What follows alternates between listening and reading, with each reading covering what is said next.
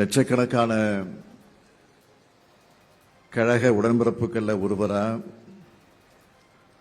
உங்களை இணைச்சிக்க வந்திருக்கக்கூடிய உங்க எல்லாரையும்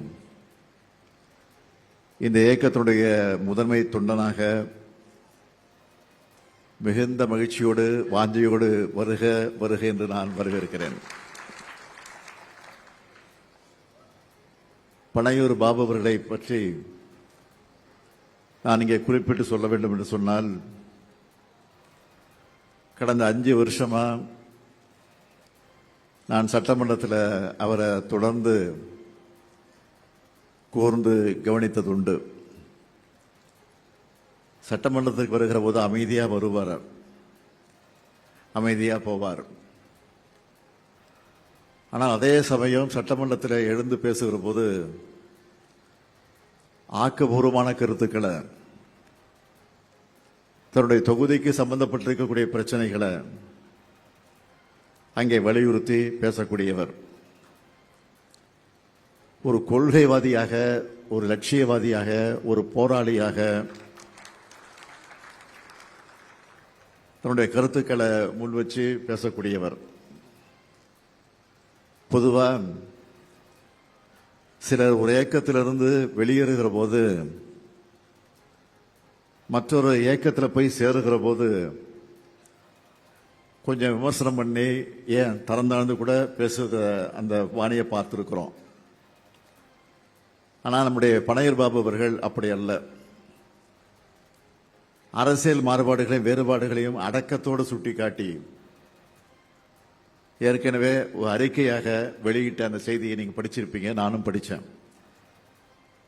அப்படி வெளியிட்ட அந்த செய்தியில யாரையும் புண்படக்கூடிய வகையில எந்த வார்த்தையும் இல்லை. அமைதியா, அழகா, அடக்கமா அவர் கையாளக்கூடிய அந்த விதம் இப்ப கூட நீங்க பேசும்போது பார்த்திருக்கலாம். யாரையாவது விமர்சனம் பண்ணி பேசினாரா? இல்ல. எதற்காக இந்த இயக்கத்தில் சேர்ந்திருக்கிறோம், அதைத்தான் அவர் இங்கே வலியுறுத்தி வற்புறுத்தி அழகாக எடுத்து சொல்லி அவர் பேசியிருக்கிறார். கொண்ட கொள்கைக்காக உறுதியோடு உழைக்கக்கூடிய ஒரு செயல் வீரர் தான் நம்முடைய பனையூர் பாபு அவர்கள். அதுக்கு அவருடைய அரசியல் பயணமே சாட்சியா அமைஞ்சிருக்கு. 2007 விடுதலை சிறுத்தை கட்சியில சேர்ந்து 2009 இளஞ்சிறுத்தை எழுச்சி பாசனுடைய மாநில துணை செயலாளர் பொறுப்பை ஏற்று அந்த அமைப்புக்கு ஒரு ஊடக வலிமையை உருவாக்க வேண்டும் என்பதற்காக தொலைக்காட்சி ஒன்றையும் அவர் உருவாக்கி இருக்கிறார். அந்த ஊடக பிரிவினுடைய செயலாளராக, முதன்மை செயலாளராக இருந்து பணியாற்றி இருக்கிறார். அப்படிப்பட்ட அந்த உழைப்பாளர் தான் 2021ஆம் ஆண்டு செய்யூர் தொகுதியினுடைய சட்டமன்ற உறுப்பினராக அவர் உயர்ந்தார். அவரே சொன்னார், சட்டமன்றத்தில் நம்முடைய திராவிட மாடல் அரசின் சார்பில் செஞ்சிருக்கக்கூடிய சாதனைகளை எல்லாம் எடுத்து சொன்னார். சட்டமன்றத்தில் அதற்கான கேள்வி கணைகளை எல்லாம் தொடுத்தார், கோரிக்கைகள் எல்லாம் எடுத்து வைத்தார். தனக்காக அல்ல, தன்னுடைய தொகுதிக்காக, தன்னுடைய தொகுதியில் இருக்கக்கூடிய மக்களுக்காக அவர் அந்த பணியை ஆற்றியிருக்கிறார்.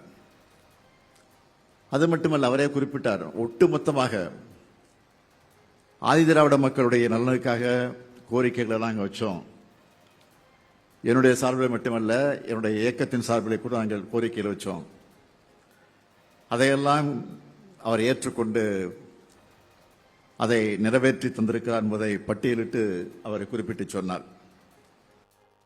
பரமக்குடியில சாதி எதிர்ப்பு சுயமரியாதை போராளி இமானுவேல் சேகரன் அவர்களுக்கு மணிமண்டபம் அமைச்சது திராவிட மாடல் அரசு தான். அதேபோல் ஆதிதிராவிடர் பிள்ளைகளுடைய பெயர்களில் சாதி பெயர்கள் இருக்கக்கூடாது, அந்த அடையாளங்களை நீக்க வேண்டும் என்று சொல்லி அதையும் சட்டமாக்கி தந்தோம். அதேபோல் தாத்தா ரெட்டமலை சீனிவாசனுக்கு மணிமண்டபம் அதுவும் அமைச்சு தந்தோம். அதேபோல் அருமை பெரியவர் பெருந்தலைவர் இளைய பெருமாள் அவர்களுக்கு சிதம்பரத்தில் 100 ஆண்டு நினைவு அரங்கத்தை அமைச்சு கொடுத்தோம். இங்கே நந்தனத்தில் இங்கே பார்த்துக்கிட்டு இருக்கீங்க MC ராஜா மாணவர் விடுதி. அது எப்படி இருந்துச்சு ஒரு காலத்தில், அது இப்போ அண்ணா சாலையில் வருகிற போது MC ராஜா மாணவர் விடுதி என்ற அந்த கட்டிடத்தை பார்க்கிற போது நமக்கே பெருமிப்பாக இருக்கிறது. அதையும் புதுப்பித்து உருவாக்கி தந்திருக்கிறோம்.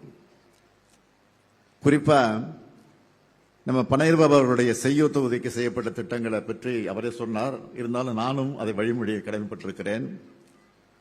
செய்யூரில் அரசு கலை மற்றும் அறிவியல் கல்லூரி, புதிய சிப்காட் தொழிற்சாலை, அரசு மருத்துவமனை, 28 நேரடி நெல் கொள்முதல் நிலையங்கள், மீன மக்களுடைய வாழ்வாதாரத்தை பாதுகாக்க வலைப்பின்னல் கூடங்கள், கடல் சீற்றத்தால் ஏற்படக்கூடிய கடல் அரிப்பு தடுத்து குடியிருப்புகளை பாதுகாக்க கடலோரங்களை கருங்கல் கொட்டக்கூடிய தடுப்பு சுவர்கள், 10,000 பேருக்கு இலவச வீட்டுமனை பட்டாக்கள், இப்படி பல்வேறு சாதனைகள் செய்யப்பட்டிருக்கிறது என்று சொன்னால், நாங்கள் செஞ்சோம்னா அதுக்கு காரணமாக இருந்தது உங்களுடைய பனையூர் சட்டமன்ற உறுப்பினராக இருந்த பாபு அவர்கள் தான் காரணமாக இருந்திருக்கிறார். இப்படிப்பட்ட ஆற்றலுக்கு சொந்தக்காரர் மட்டுமல்ல, தந்தை பெரியாரும் அண்ணல் அம்பேத்கரும் நமக்கு வகுத்து தந்திருக்கக்கூடிய கொள்கைகளை என்றென்றும் தன்னுடைய வாழும் நிலையான ஆயுதங்கள்னு அறிக்கை வெளியிட்ட ஒரு கொள்கைவாதிதான் இங்கே வந்திருக்கக்கூடிய இந்த இயக்கத்தில் இன்றைக்கு தன்னை இணைத்துக் கொண்டிருக்கக்கூடிய நம்முடைய பனையூர் பாபு அவர்கள். அவர் இன்றைக்கு திராவிட முன்னேற்ற கழகத்தை வந்து சேர்ந்திருப்பது உங்களுக்கு எப்படியெல்லாம் நீங்கள் மகிழ்ச்சியோடு அறிஞ்சிட்டு இருக்கீங்களோ அவர் எப்படி மகிழ்ச்சியோடு வந்திருக்கிறாரோ அதை விட பன்மடங்கு மகிழ்ச்சியை நாங்கள் அடைந்து கொண்டிருக்கும் போது இந்த நேரத்தில் நான் தெரிவித்துக் கொள்ள விரும்புகிறேன். புரட்சியாளர் அம்பேத்கர், தந்தை பெரியார், மாமேதை காரல் மார்க்ஸ் வழியில ஒடுக்கப்பட்ட மக்களுடைய நலனுக்காக என்னுடைய பயணம் தொடர்ந்து கொண்டே இருக்குன்னு நம்முடைய பனையூர் பாபு அவர்கள் குறிப்பிட்டு காட்டியிருக்கிறார்கள் தன்னுடைய அறிக்கையில். அந்த பயணத்தை தொடர ஒரு சரியான இயக்கமாக இருப்பதுதான் திராவிட முன்னேற்ற கழகத்தை உணர்ந்து இங்கே வந்து அவர் இணைந்திருக்கிறார். அவரையும் அவரோடு வந்திருக்கக்கூடிய உங்க எல்லாரையும் இந்த இயக்கத்தினுடைய தலைவனாக மட்டுமல்ல, இந்த இயக்கத்தினுடைய தலைமை தொண்டனாக அவரை வருக வருக வருக என்று வரவேற்கிறேன். திமுக பொறுத்த வரைக்கும் எதிர்கட்சியாக இருக்கும் போதுதான் வேலை அதிகமாக இருக்கும். அப்படிப்பட்ட நேரத்தில் உழைப்பதற்கு தயாராக நாங்கள் இருக்கிறோம், நாங்கள் உங்களுக்கு துணை இருக்கிறோம் என்று நமக்கு இன்றைக்கு துணையாக வந்து சேர்ந்திருக்கக்கூடிய பாபு அவர்களையும் உங்களையும் நான் மீண்டும் வருக வருக என்று வரவேற்கிறேன். நீங்க ஏற்கனவே இருந்த இயக்கம், அந்த இயக்கத்தை பற்றி விமர்சனம் செய்யலாம் அவசியமே இல்லை, செய்யவும் கூடாது, விமர்சித்து பேசவும் கூடாது, தேவையில்லை.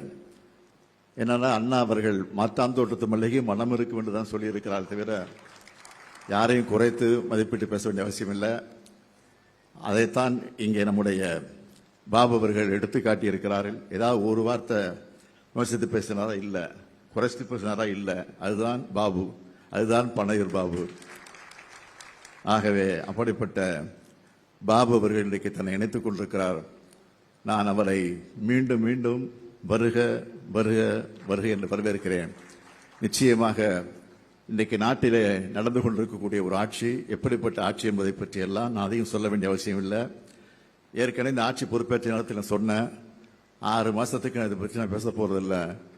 ஆனால் 6 மாசத்துக்கு முன்னாடியே பேச வேண்டிய ஒரு சூழ்நிலை வந்து விடுமோ என்று அச்சம்தான் இன்றைக்கு இருந்து கொண்டிருக்கிறது, வந்து விட்டது. அதை பலர் பேசிக் கொண்டிருக்கிறார்கள். இந்த விமர்சனங்கள் தான் வந்து கொண்டிருக்கிறது. 6 மாசம் இல்லை, 5 மாசம் இல்ல, 4 மாசம் இல்ல, 3 மாசமாக தாங்குமா என்ற ஒரு கேள்விக்குறியோடு தான் இந்த ஆட்சி நடந்து கொண்டிருக்கிறது. இந்த நிலையில தான் இன்றைக்கு நீங்களும் வந்து இந்த இயக்கத்திலே தங்களை இணைத்துக் கொண்டிருக்கிறீர்கள். ஆகவே கழகம் ஈடுபடக்கூடிய எந்த பணிகளாக இருந்தாலும் அந்த பணிகளுக்கு நீங்களும் ஒத்துழைப்பு தருவதற்காக வந்திருக்கிறீர்கள். உங்களை மீண்டும் மீண்டும் அண்ணா அறிவாலயத்திற்கு வந்திருக்கிறீங்க. அண்ணா அறிவாலயம் மட்டுமல்ல, கலைஞர் அரங்கத்திற்கே வந்திருக்கிறீங்க. ஆக அப்படிப்பட்ட சூழ்நிலையிலே உங்களை எல்லாம் மீண்டும் மீண்டும் வருக வருக வருக வருக என்று வரவேற்று விடைபெறுகிறேன். நன்றி, வணக்கம். பிளே ஸ்டோர் மற்றும் ஆப் ஸ்டோரில் இருந்து பாலிமர் செயலியை QR கோடு மூலம் பதிவிறக்கம் செய்யுங்கள். செய்திகளை உடனுக்குடன் பெறுங்கள்.